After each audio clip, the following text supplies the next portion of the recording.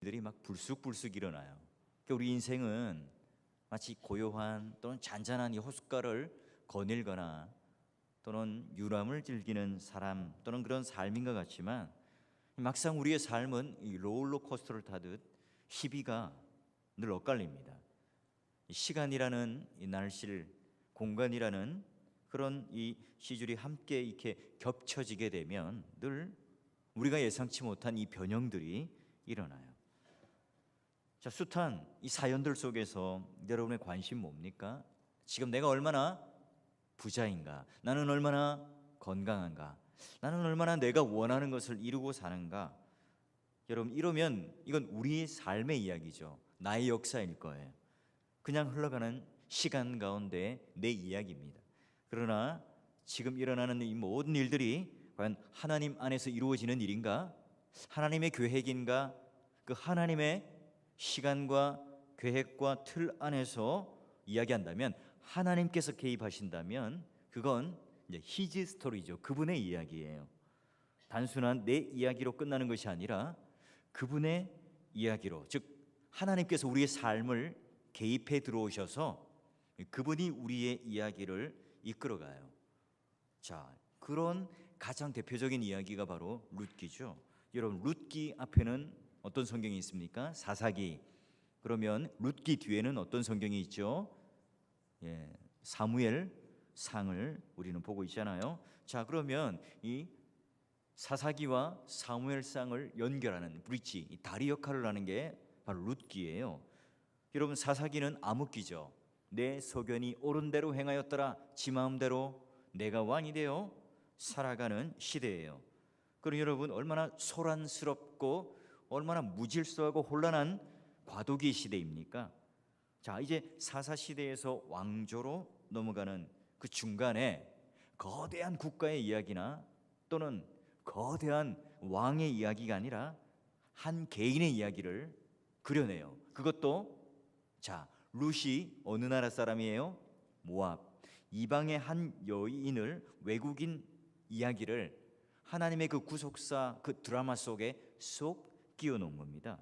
여러분, 평범한 이방 여인, 외국 여인, 모압 여인, 이 룻이 지금 유대인들의 역사 가운데, 하나님 나라 가운데 끼어서 어떤 그분의 이야기, 그분의 역사를 써내려가고 있을까요?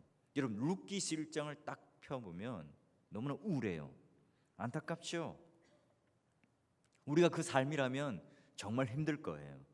여러분, 아무리 눈을 뜨고 찾아봐도 희망, 기쁨, 만족이라는 단어를 찾아낼 수 없어요. 안타깝고 절망적인 이 상황의 주인공은 누굽니까? 나오미죠. 자, 고향이었던 이 예루살렘을 떠나요. 흉년이 들어서 떠나게 됩니다. 베들레헴, 이 떡집이라는 단어죠. 여러분, 방앗간에 쌀이 없어요. 이 건너편에 파리바게트 드레주로 가니까 빵이 없습니다. 여러분, 마찬가지로 오늘 흉년이 들어서 떡집 베들레헴을 떠나요. 어디로요? 모압 땅으로 이민을 갑니다. 이 문제를 해결하기 위해서 문제를 또 만들기 위해서 간 것 같아요. 자, 그 땅에 또 흉년이 듭니다. 어떻게 되죠? 문제를 피해서 왔는데 또 다른 문제를 만나고 더 큰 문제를 만나게 됩니다. 시쳇말로 쓰레기차를 피했는데 뭘 만나요? 대답 안 하셔도 됩니다. 인생이 꼬이는 거예요. 안타까운 건 이게 시작에 불과한 겁니다. 더 엄청난 일들이 막 파도처럼 몰려와요. 먼저 낯선 이방 땅에서 남편 엘리멜렉이 졸지에 객사를 합니다. 성경은 그가 왜 죽었는지, 어떻게 죽었는지, 몇 살에 죽었는지를 밝히지 않아요. 왜죠? 관심이 없어요. 하나님 백성이, 하나님께서 임재하시는 그 땅을 떠나서 자기가 먹고 살기 위해서 선택한 그 일들이 얼마나 피곤한 인생을 살았는가를 단면적으로 보여줍니다. 여러분, 고대 사회에 과부가 된다는 건 어떤 일일까요? 오늘날 이 복지 정책이 나름대로 잘 되어 있지만 어때요? 힘들잖아요. 그 당시 때 바닥난 인생 하나의 대표적인 상징입니다. 남성 중심의 그 고대 사회에서 의지할 것 없습니다. 경제력이 없어요. 정말로 이 바닥이 난 그 인생 속에 있는 여인입니다. 어둡고 가난하다는 그 시절에 남편까지 잃었으니 정말로 더 이상 내려갈 수 없는 상태죠. 자, 그런데 여러분, 여기서 끝난 게 아니에요. 바닥 밑에는 뭐가 있죠? 다들 여러분은 지상에 살고 아파트에 사는 거 잘 모르죠? 지하실 있잖아요. 지하 단칸방이 있습니다. 나오미에게는 지금 유일한 희망이었던 두 아들마저도 죽어요. 비운을 맞이합니다. 졸지에 지금 이방 땅에서 남자 셋을 잃어버립니다. 이제 과부가 되어서 살아가게 되는데요. 여러분, 이보다도 불쌍한 사람이 있다면 한번 손들어 보세요. 이렇듯 여러분, 이 나오미는 이 나쁜 일이 지금 겹쳐 몰려왔습니다. 불운이 겹치는 것, 모피의 법칙이라고 하기도 하고 여러 말을 갖다 붙이죠. 희망의 불빛이 완전히 끊어져 버렸어요. 희망의 그 잡을 수 있는 끈들마저도 모두가 다 잘려버렸습니다. 여러분, 이 정도 처지에 있는 사람에게 어떤 위로를 해줄 수 있을까요? 어떤 말을 해줄 수 있습니까? 망하고 또 망하고 쫄딱 망해서 남편마저 다 잃어버린 이 과부 셋이 살고 있다? 어떤 말을 해줄 수 있죠? 여러분, 이곳이 인생의 끝지점 아닙니까? 해답이 보이지 않습니다. 오늘 예배를 드리러 오신, 또는 이 기도를 하러 오신 여러분 어떠세요? 답이 없어서 여러분 난감한 상태에 빠져보거나 또는 그런 상태에 있으신 분 있습니까? 목사님은 늘 교회만 있으니까 꼬이는 인생이 있겠어요? 늘 뭔가 일사천리로 마음이 평온해서 꽃향기가 만발한 마음의 정원을 가지고 살아가시겠죠? 네, 그렇게 봐주시면 고맙고요. 말을 다 못하지만 저도 늘 그 답 없는 그 인생 속에 고민을 하고 고뇌를 해요. 여러분 어때요? 나는 답이 없다, 절망의 끝자락에 있다, 벼랑 끝에 나는 서 있다. 여러분, 그렇다면 오늘 이 이야기는 저와 여러분의 이야기예요. 시어머니 나오미가 이 며느리 인생들을 위해서 제안을 해요. 너희들 이제 각각 너희들 삶을 살아라. 종용하죠. 남자가 없습니다. 게다가 3명의 여자가 함께 산들 뾰족한 수가 있겠습니까? 더 나아질 일이 없죠. 무엇보다도 이 젊은 며느리들이 떠날 수 있도록 시어머니는 자유를 줘요. 자, 왜냐하면 또 모압 땅이잖아요. 그런 형수가 또 동생이 이어야 할 이유도 없지만 또 남자도 없습니다. 새 출발을 해라. 이때 큰 며느리 오르바는 어때요? 어머니 그러지 마십시오 하면서도 휙 가버려요. 여러분, 삶이 척박해지면 어때요? 이 근시안적으로 우리는 아주 시선이 또 좁아져요. 다른 사람을 내가 배려하고 살아야 되겠다, 다른 사람의 아픔을 같이 내가 손잡고 가야 되겠다, 잘 생각되지 않아요. 이기심이 발동하죠. 여러분, 첫째 며느리가 선택했던 것 당연하죠. 꾸물거릴 필요가 없습니다. 우리 누구나 다 지금 오늘 룻기를 읽어가는 우리들에게 이 오르바를 향하여 손가락질하며 욕할 사람이 과연 몇 명이나 되겠습니까? 나도 그 자리에 있었더라면 오르바이지 않을까 생각하잖아요. 근데 둘째 며느리 룻은 전혀 다른 반응을 보입니다. 자, 둘째 며느리 룻의 행동과 그 고백, 자기는 떠나지 않겠다는 거예요. 자, 여러분, 룻기 1장 16절 17절 명언을 남겨요. 명대사를 날리는데 한번 찾아가서 볼까요? 자, 이렇게 되어 있죠. 제가 16절을 읽을 테니까 여러분 17절 읽으세요. 룻이 이르되 내게 어머니를 떠나며 어머니를 따르지 말고 돌아가라. 강권하지 마소서. 어머니께서 가시는 곳에 나도 가고 어머니께서 머무시는 곳에서 나도 머물겠나이다. 어머니의 백성이 나의 백성이 되고 어머니의 하나님이 나의 하나님이 되시리니. 자, 17절 여러분 읽어주세요. 시작.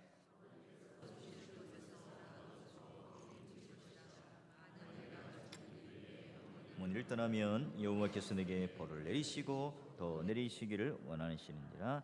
아멘. 여러분, 이 고백 속에 아주 단호한 굳은 결의를 보여요. 여러분, 한번 묻죠. 시어머니 나오미에게 뭔가 기댈 게 있습니까? 나올 게 있습니까? 혹시 땅 문서를 감춰놨나요? 아니면 저기 스위스 어디에다가 비밀 계좌에 돈이 있나요? 페이퍼 컴퍼니를 만들어서 뭔가 이렇게 숨겨놓은 돈이 있습니까?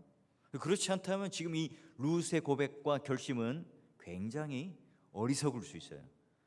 여러분, 그 어떤 경우에도 내가 어머니인 나오미를 떠나지 않겠다.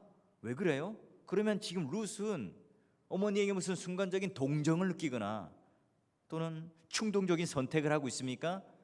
우리가 늘 들어왔듯이 룻이 효부고 또 시어머니를 아끼는 그 마음 때문에 선택했다. 최악의 순간에 최선의 선택을 했다. 여러분 맞습니까? 아니에요. 여러분 오늘 우리 그 인생을 결정하는데 이 룻은요, 여러분 어때요? 지금 이 하나님이라고 하는 이 신앙의 고백의 결정적인 선택을 하고 있습니다. 여러분 나름대로 선택의 기로에 늘 서죠. 혹시 여러분 내가 하고 싶은 것, 내가 가고 싶은 것, 내가 선택하는 것을 내 욕망을 투사시켜 놓고 이걸 하나님의 뜻이라고 사람들에게 말하고 있지는 않습니까? 그럼 내가 가고 싶은 대학, 내가 가고 싶은 어떤 그런 여러 가지 일들, 여러분 이걸 가지고 내가 그것이 이루어지면 하나님 뜻이라고 여기고 나아가고 있지 않으세요? 여러분 우리가 자꾸 그런 근시안이 돼요. 하나님의 뜻이라고 하는 것은 정확하게 기록되어 있는 하나님 말씀, 이 계시만이 정확한 뜻이겠죠. 여러분 그 계시에 따라 섭리의 손길로 이루어집니다. 우리의 삶은. 그런데 내 자유의지로 선택하는 것 자체를 다 하나님의 뜻이라고 다 말해버린다면 우리 너무나 피곤하죠. 그러면 일본과 우리나라가 축구 경기를 하는데 누가 이기는 게 하나님의 뜻입니까? 거기 안에 다 크리스천이 있어요. 다 기도를 합니다. 어디 하나님은 손을 들어주시는 겁니까? 여러분 학교 다닐 때 제가 그 여자 전도사님이 계셨어요. 자, 기도 많이 하시는 분인데요, 그분은 이렇게 항상 기도하고 나면 남자 한 분을 딱 선택합니다. 쫓아다녀요. 전도사님 기도해 보니까 하나님께서 당신과 결혼을 하라고 합디다. 나랑 결혼해야 됩니다. 늘 쫓아다녔어요.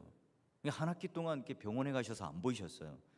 그런데 이제 병원에 또 퇴원하셔서 오셔서 또 기도하더니 또 다른 한 남자 전도사님을 딱 택하더니 또 똑같이 제가 기도를 했는데 하나님 뜻이에요. 당신과 기도를 하라고 결혼을 하라고 하던데요. 여러분 이 맞나요? 아니라고 여러분 생각되죠? 룻도 마찬가지예요. 룻이 지금 선택하는 이 모든 것들이 다 뭐예요? 내가 그런 어머니 또 여러 가지 조건들, 내가 원함을 가지고 선택했던 걸 가지고 하나님 뜻이다 라고 하지 않아요. 여러분 나는 죽어도 어머니를 선택하겠습니다. 이 생명을 건 결연한 이 결단, 선택은 어떤 의미죠? 볼까요? 여러분 에스더서에도 아주 유명한 명언이 나오죠. 4장 16절에 보니까 왕 앞에 나아갈 때 내가 죽으면 죽으리이다 라고 이야기를 해요. 생명을 건 그 순간에 결단을 하고 왕을 만나게 되죠. 그리고 그 선택은 옳았고 유대민족을 구하는 아주 중요한 선택이 됩니다. 여러분 여호수아 끝에도 마찬가지죠. 이제 요단강을 건너가서 이 가나안 땅을 정복하게 되고, 그리고 휘둥그레한 늘 광야의 척박한 땅에 살다가 시골 구석에 살다가 갑자기 그 도시 문화에 들어가니까 네온 사인과 화려한 이 문화에 마음이 확 동하게 되겠죠. 자, 그럴 때 또 수많은 이방신들 때문에 내가 넘어질 수 있는 그때에 여호수아 24장 15절에 또 어떤 고백을 합니까? 만일 여호와를 섬기는 것이 너희에게 좋지 않게 보이거든 너희 조상들이 강 저쪽에 섬기던 신들이든지 또는 너희가 거주하는 땅에 있는 아모리 족속의 신들이든지 너희가 섬길 자를 오늘 택하라. 오직 나와 내 집은 여호와를 섬기겠노라. 이 굉장히 중요한 시점에 신앙 고백을 합니다. 우리는 생명의 그 선택의 기로에 있을 때에 어떤 선택을 하죠? 룻이 지금 이 나오미를 선택했던 그 이유가 단순한 어떤 인간적인 애정, 시어머니를 향한 사랑, 어떤 그런 효의 어떤 근본, 시어머니가 불쌍하니까 그와 동행하며 도와주기 위해서, 부양하기 위해서였다? 아니에요. 우리 16절 한번 다시 한번 한 목소리로 읽어볼까요? 1장 16절 말씀에 대해 함께 읽습니다. 시작. 룻이 이르되 내게 어머니를 떠나며 어머니를 따르지 말고 돌아가라 강건하지 마옵소서. 어머니께서 가시는 곳에 나도 가고 어머니께서 머무시는 곳에 나도 머물겠나이다. 어머니의 백성이 나의 백성이 되고 어머니의 하나님이 나의 하나님이 되시리니. 아멘. 그 중요한 선택, 신앙의 동기였죠. 우리의 그 의지가 바로 하나님의 은혜 안으로 들어가는 그 행동은 굉장히 중요한 일이에요. 시어머니가 믿는 그 하나님을 내가 선택하고 따르겠다, 믿는다는 의미죠. 그렇다면 여러분, 오르바가 모압 땅에 남고 자기 가는 길로 갔다는 말은 뭡니까? 바로 그냥 모압의 신들을 나는 섬기겠다는 의미예요. 그렇죠. 평소 시어머니였던 이 나오미에게서 신앙의 경험들을 한 거죠. 어렴풋이 이 모압 여인이지만 언약의 이야기들을 들어가며 어렴풋이 그 하나님을 만졌어요. 그러니 여러분, 인간적으로 볼 때 시어머니에게 기댈 것도 없고 나올 것도 없어요. 그러나 시어머니가 믿는 그 하나님을 어렴풋이 보았고, 이제 룻과 이 시어머니가 헤어지게 되면 나와 하나님과 헤어지는 것이라고 딱 연결시켜서 고백을 하고 있습니다. 룻이 붙들었던 것은 인간적인 고리가 아니에요. 룻이 붙들었던 것은 내가 선택하는, 내가 좋아하는, 내가 원하는 그런 선택을 해서 하나님의 뜻이라고 말하는 게 아니에요. 그건 생명의 고리였고, 룻의 이 결정적인 선택은 자기 전 인생을 거는, 자기 전 생명을 거는 하나님을 선택하는 중요한 결정이었어요. 이런 은혜가 있는 곳을 감지하는 사람은 바로 복된 능력의 삶을 살죠. 칠흑 같은 이 시대에 한 줄기의 그 빛을 발견하고 따라가는 이 룻, 그 영적 그 감지의 능력, 그걸 붙들고 지금 룻은 한 걸음 한 걸음 걸어갑니다.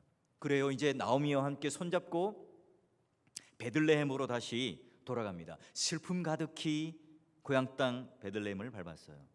예루살렘 땅에 비탄과 절망 속에 돌아왔어요. 나오미가 이방 여인 룻을 데리고 고향에 왔을 때 사람들의 시선은 싸늘했죠. 그리고 그냥 일상적인 삶이 됩니다. 이제 고향 땅에 돌아왔고 베들레헴에 왔으니까, 또 하나님을 쫓아왔으니까 뭔가 풍성한 삶이 이루어져야 하잖아요. 그렇지 않아요. 그냥 꼬였던 인생이 한 방에 풀리는 게 아닙니다. 시어머니를 공궤하기 위해서 이삭을 주우러 밭에 나가야 합니다. 일꾼이 아니라 일꾼들이 털어놓은 땅바닥에 떨어진 그 이삭을 한 톨 줍기 위해서 밭을 향하여 나가요. 여러분, 룻이 이삭을 줍는 그 밭, 누구의 밭이었습니까? 바로 유력한 보아스의 밭이었죠. 보아스의 밭에서 이삭을 줍는 모습이 이제 보아스의 눈에 띄어요. 룻을 보자 보아스의 가슴이 막 방망이질 치죠. 보아스는 룻에게 의도적으로 다가가서 은혜를 베풀어줘요. 자, 2장 12절 볼까요? 룻기 2장 12절 보세요. 여호와께서 내게 행한 일을 보답하시기를 원하며 이스라엘의 하나님 여호와께서 그의 날개 아래에 보호를 받으러 온 내게 온전한 상 주시기를 원하노라 하는지라.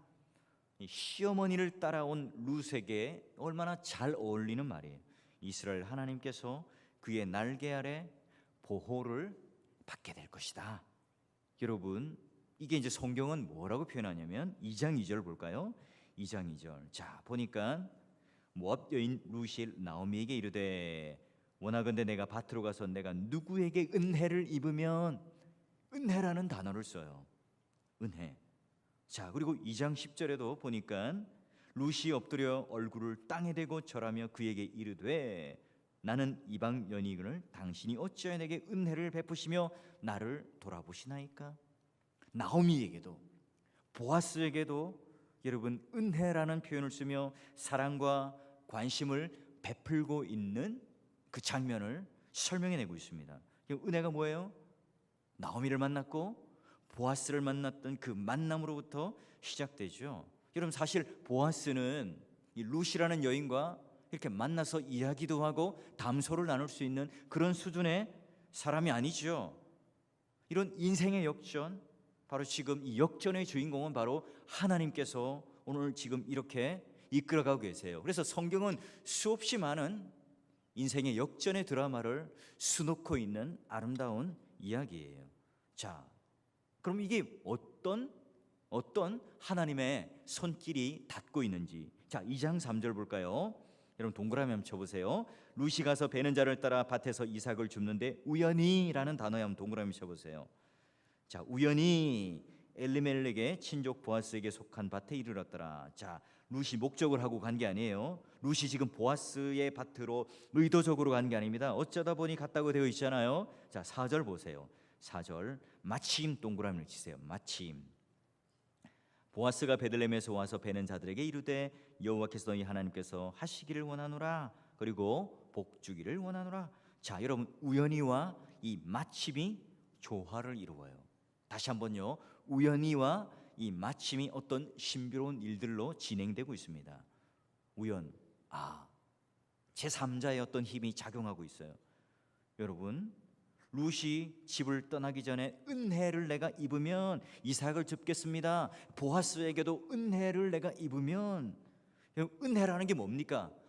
지금 보니까 우연이라고 하는 것이 마침이라는 것으로, 우연이라고 하는 것이 섭리라고 하는 것으로 바뀌는 거예요. 뜻밖의 장소에서 하나님을 경험하고 만납니다. 여러분, 헬라어에 보면 크로노스와 카이로스라는 이 시간의 단어가 있어요. 일상적인 시간들은 흘러갑니다. 그 크로노스의 시간에 여러분 어때요? 바로 하나님께서는 어느 시점, 마침 이때에 카이로스의 시간을 주시는 거예요. 그냥 흘러가는 시간이 아니라 그때에 하나님의 개입, 역사적 개입으로 완성을 하시죠. 우연히 갔어요.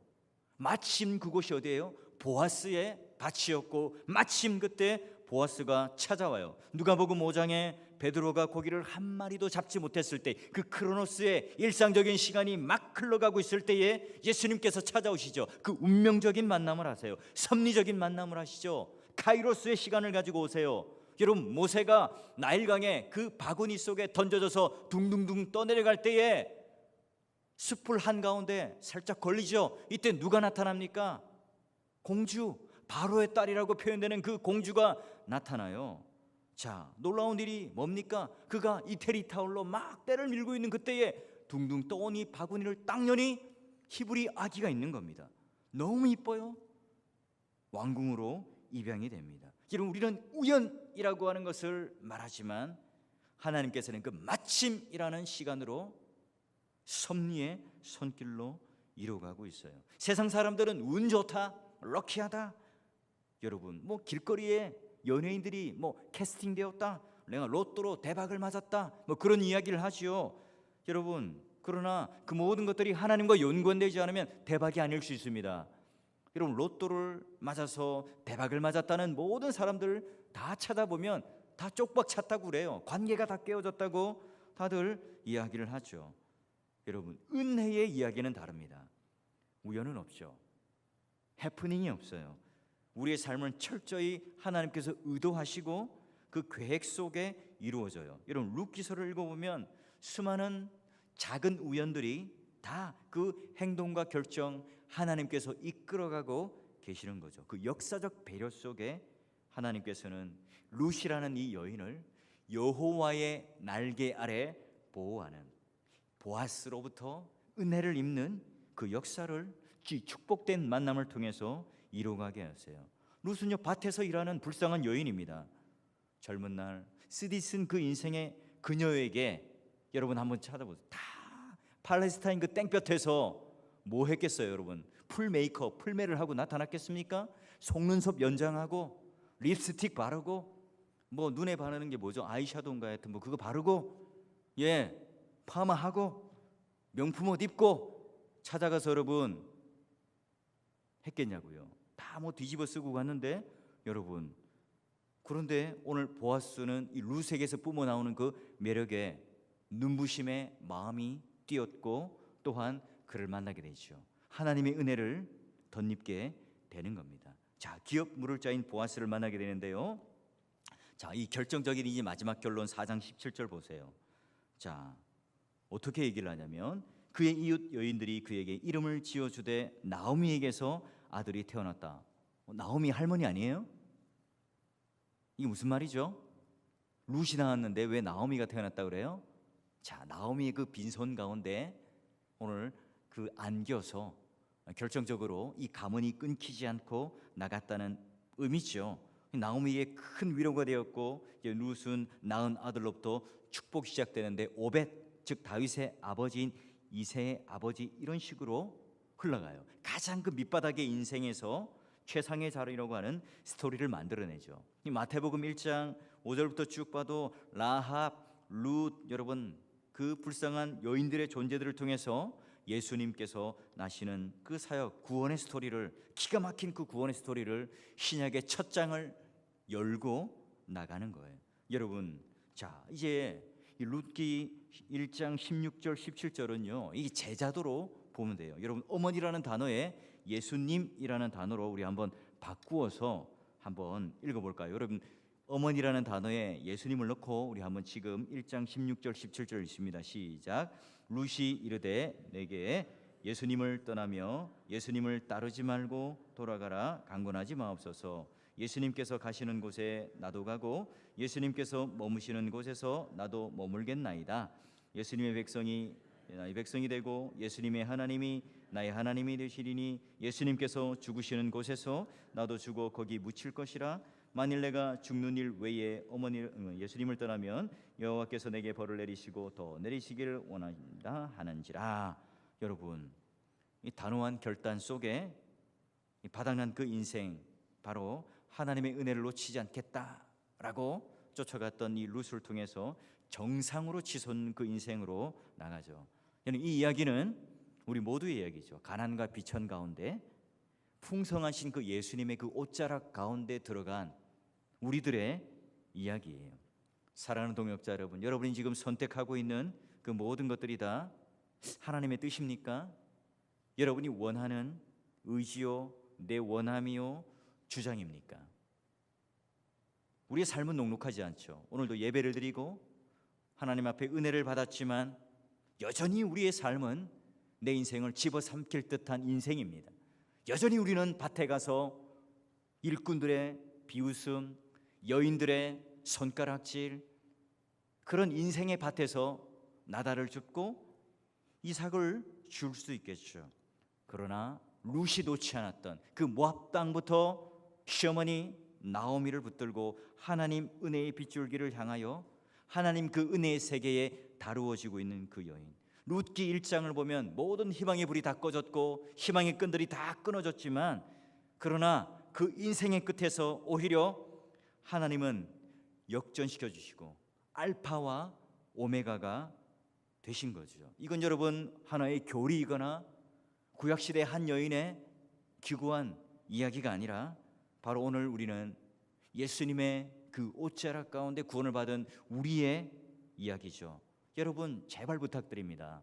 여러분의 힘을 빼시고 내가 선택하고 내가 가지려 하고 내가 한 것들, 여러분 좀 제발 우리는 힘을 빼고 하나님을 붙드는 그 순간으로 제발 우리 삶에 하나님의 그 역사의 여백을 만들어 놓으셔서 당장 눈에 보이는 것 붙드는데 급급하지 마시고 그런 근시안적인 삶을 좀 버리시고 하나님은 살아계신 하나님이시라 믿으시고 지금 내 삶이 당장 이삭을 줍고 있는 삶일지라도 당장 나는 나오미가 아니라 마라라 라고 말할 정도로 내 인생이 지금 진전이 없어 보일지라도, 그러나 오늘 나오미를 택하며 그 하나님을 붙들었던 이 룻을 통하여 결국은 그 인생의 끝자락이 하나님의 그 전능의 승리의 역전의 순간이 되었던 그 위대한 스토리의 주인공이 되었던